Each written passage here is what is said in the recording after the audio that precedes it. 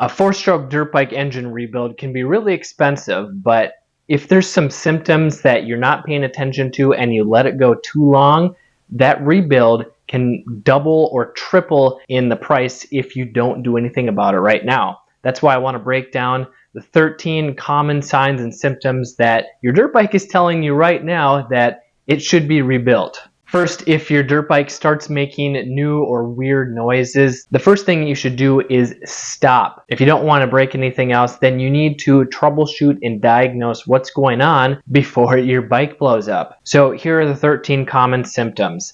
First is if your dirt bike is hard to start. This could be if the engine is cold or it's hot and it's taking more than 5 kicks. So if it's taking 10, 20, 50 kicks or a long time with the electric start button to get going, this could be a sign that your engine needs to be rebuilt. For a four-stroke, it could be worn valves, or maybe they're out of adjustment. Or for two or four-stroke, it could be a worn-out top end. However, just because it's not starting doesn't always mean that the engine needs to be rebuilt. For example, it could be a dirty carb or fuel injection system not getting enough fuel to the engine, not allowing it to start. So before you start taking the engine apart, make sure you start with the easy things. Make sure that your bike is getting enough fuel, as well as enough air and spark. Sign number 2 is when you have low power. Maybe you've had the same bike for a few years, and this year, or maybe the last time you rode, it felt like the power was way down. Or maybe you just bought a used bike and feel like it should have a lot more power than it does.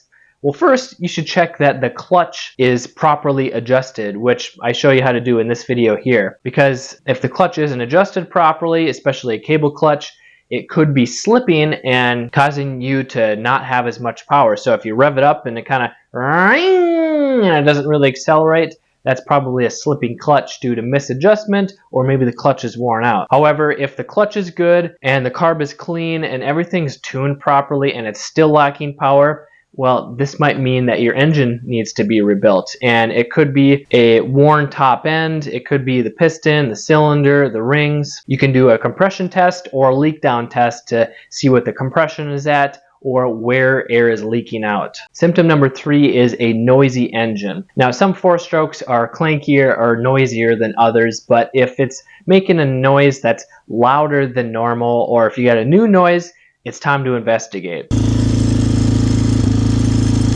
Clanking or tapping noise is generally caused by too loose of a clearance. The OEM has specific clearances for like piston to cylinder clearance, valve clearance, and if any of those have too much clearance, which is too much space between them, they can make an extra loud clanking or tapping or ticking noise. So if you do hear a ticking noise and it goes faster with the engine speed, that's generally going to be the cam chain tensioner, or perhaps the guides as well, which means that they're too loose or like the tensioner is not working properly. And when the cam chain is too loose, this is going to cause a problem sooner than later, because when the cam or timing chain is too loose, the camshaft and the valves aren't going to open and close at the proper time, which means when the piston comes up, the valve could potentially hit the piston, and this will do catastrophic damage. So you either need to replace the timing chain or the cam chain tensioner, which are maintenance items. And the reason why they go bad is just from wear and tear or from not changing the oil often enough. And if you hear a knocking noise,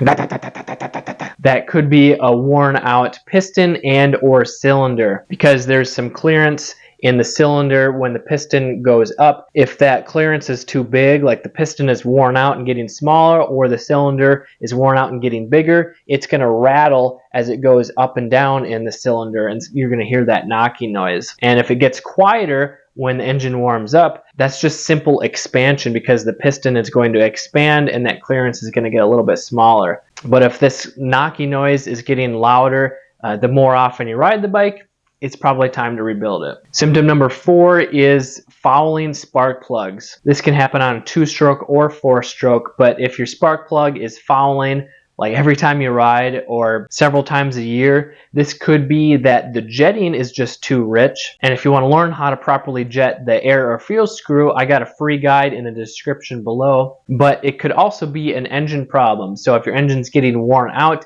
it's not going to burn the air and fuel mixture as efficiently, which means that more fuel is going to be left in the engine and the spark plug won't be able to ignite and combust and push out that exhaust. So what happens? Well, that fuel just keeps building up and eventually fouls the plug, turns it black and often wet. And that's a common sign that the top end is probably worn out and needs to be replaced. Symptom number 5, which can come before number 4, but that's running rich. So if you notice that your spark plug is constantly black, or you're noticing symptoms like the engine is harder to start when hot, it takes more kicks or longer to start, or when you're accelerating and you notice sputtering. That's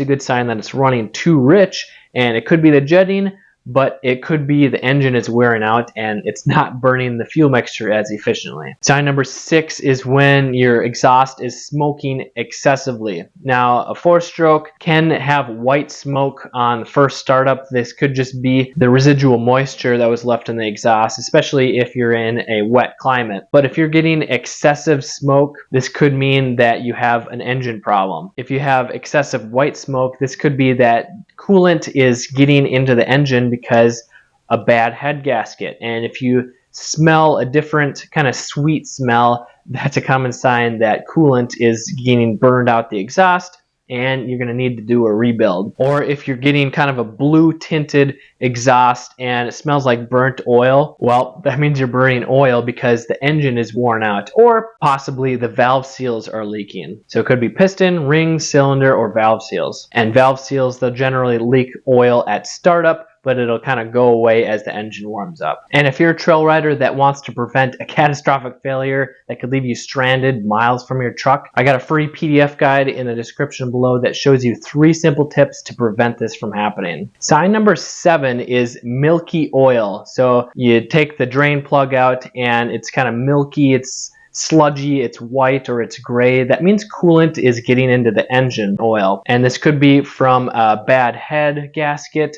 or it could be a bad water pump seal. Sign number 8 is metal in the oil or oil filter. And if you're doing regular oil changes yourself and are paying attention to what is coming out of the oil, you can really tell the condition and possibly prevent a major failure just by looking at the oil. So if there's sparkly stuff in it, that is some metal flakes, which is common on a break-in when you're first breaking in the engine, which is why you should change it within the first hour. And it can also be from the clutch discs that are being used and abused. But if you're noticing new flakes or chunks in the oil, that's a good sign that there's a bigger problem going on and you need to pay attention and investigate before something bad happens. Because if you just let it go and the engine locks up while you're riding it, this could throw you over the bars, or if you're doing a jump and it locks up in the air, this could cause a major accident. And if you're in the middle of nowhere, you might get stranded, and hopefully you're not riding alone. And if your dirt bike has a paper oil filter, you can also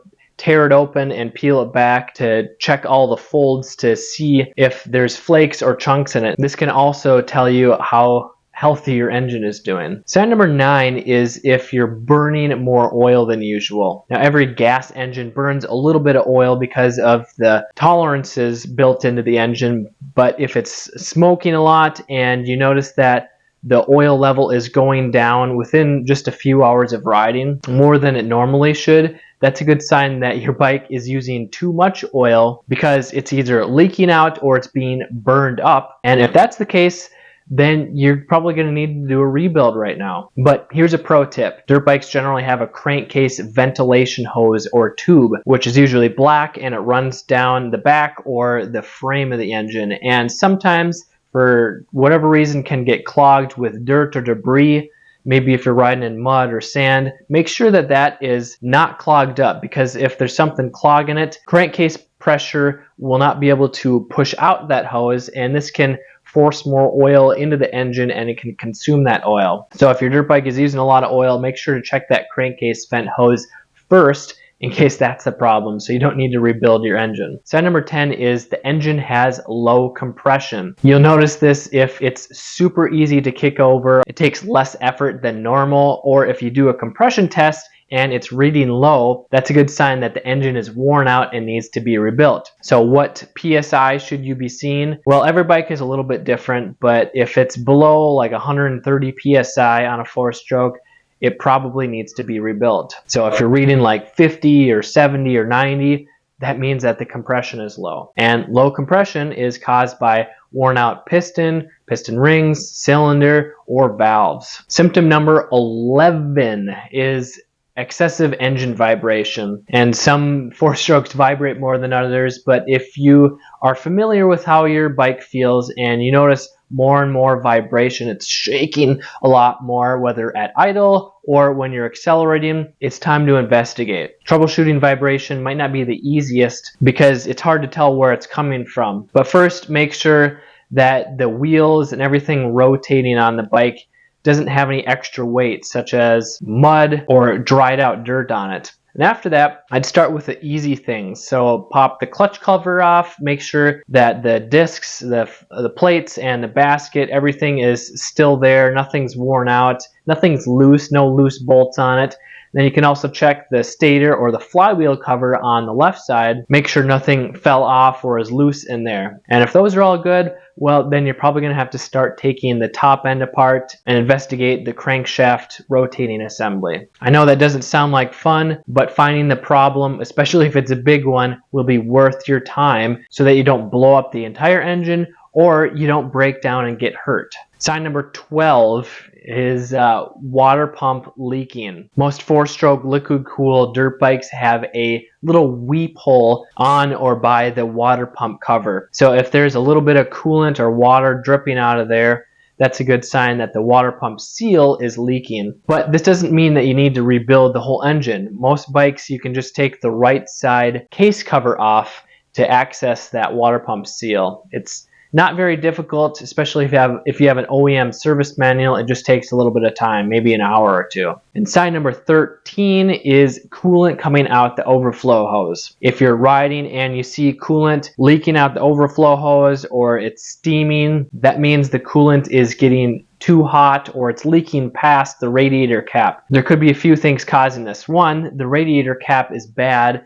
and it can't keep the pressure in, so it's leaking past and getting out the overflow tube. So you can try a different radiator cap to see if that'll fix it. Otherwise, if you're riding a tight and technical trail and you're slipping the clutch a lot so you don't stall it, this could just be that the bike is overheating from slipping the clutch too much, because when you slip the clutch, this produces friction and the friction causes more heat, and if you're on a 4-stroke, this will really heat up the entire engine because the oil circulates throughout the whole engine. You can do things like use engine ice or a higher quality coolant to keep the boiling down, or you can learn how to efficiently use the clutch so that you don't heat the bike up as much. But it could also be caused by a bad head gasket because the compression of the engine is leaking into the cooling system, and this pressure pushes the coolant out the overflow hose, which means that you're going to need to take the top end apart and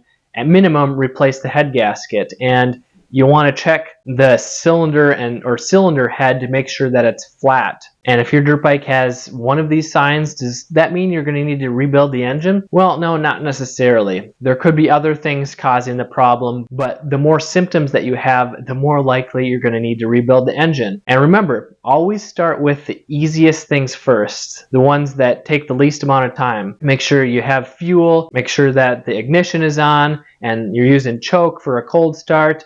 Just all the simple things before you start taking the engine parts apart. Or another common problem that leads to some of these symptoms is, did you change anything on the bike? Or what did you do to your bike the last time you worked on it? Sometimes just moving cables or leaving a rag in the air filter box, just little stuff like that that you forget that you did, can cause problems that leads to some of these symptoms. And if you want to prevent major engine failures and you want to make your engine last longer so you don't need to rebuild it as often, you check out this video here on what oil you should use in your dirt bike to prevent engine rebuilds.